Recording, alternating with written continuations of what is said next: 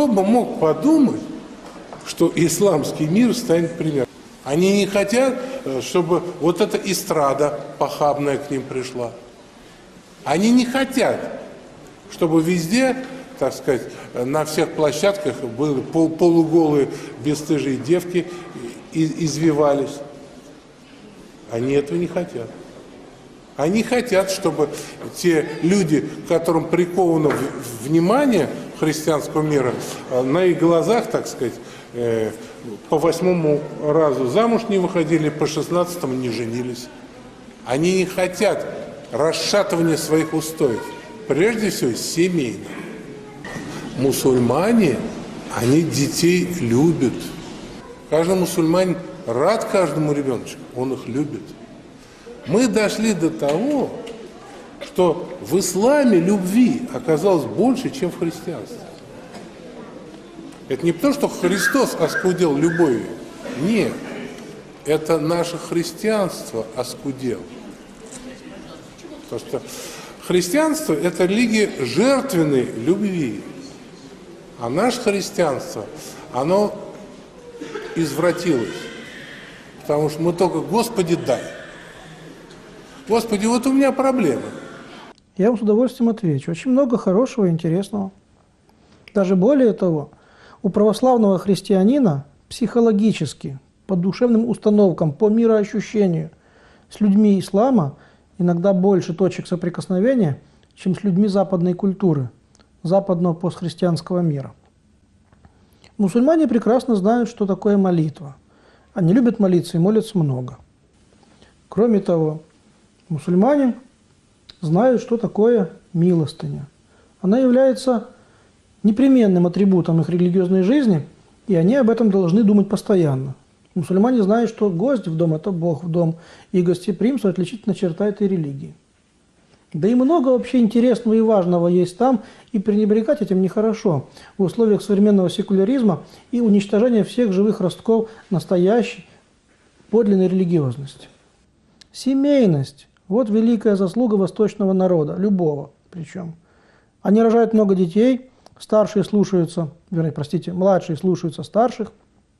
Они живут вместе, умеют помочь друг другу, радуются чужой радости и печалятся о чужой печали.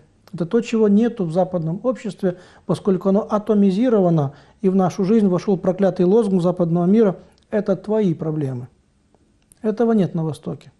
Там проблемы общие, и там умеют жить нуждами и интересами семьи, города, целого общества. Как говорил Иван Златоуст, у нас, христиан, со всеми людьми есть много общего. Ничего общего у нас нет, только с дьяволом. Скажем, мы сравним православное богословие и мусульманское.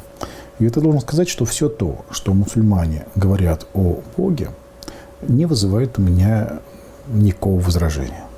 Все то, что ислам позитивно утверждает о Боге, я говорю тоже, да, это так. Бог один, конечно.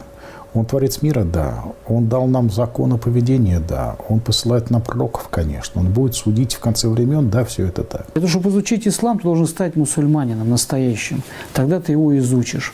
Чтобы изучить православие, ты должен стать православным по-настоящему. Тогда ты его изучишь. Все остальное это будет поверхностно.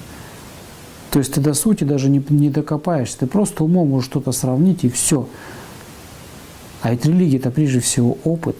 То есть поэтому здесь, как говорится, если у вас идет духовный поиск, вы должны все-таки обращаться к Богу, молиться Ему, то есть просить Его. И раз, так как у вас есть пересечение двух религиозных, так сказать, ветвей, то поэтому вам нужно, безусловно, как говорится, и в храм походить, и в мечеть, может быть, походить, и ощутить себя вообще, где вы себя ощущаете.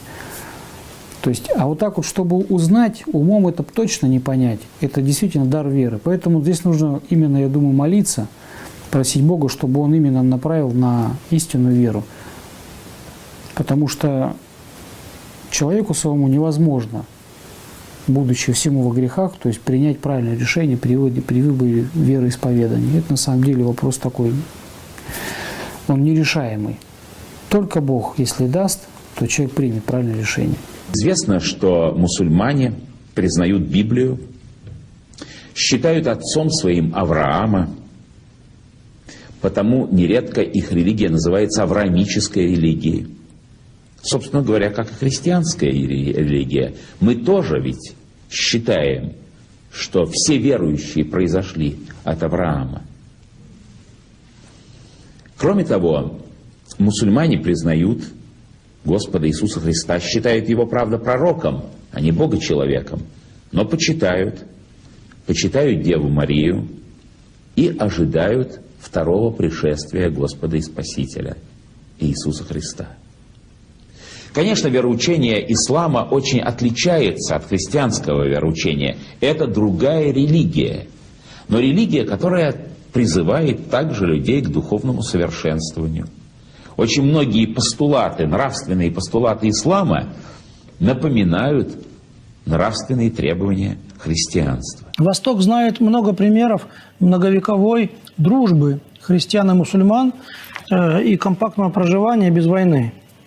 Вот эта сатанинская теория Юлия Цезаря «Разделяй и властвуй», которую взяли себе, значит, на вооружение империалисты новейших времен, поссорить и разругать, как бы, значит, сделать врагами, она сегодня действует как бы в мире, и нужно понимать, что это не нормальная вещь.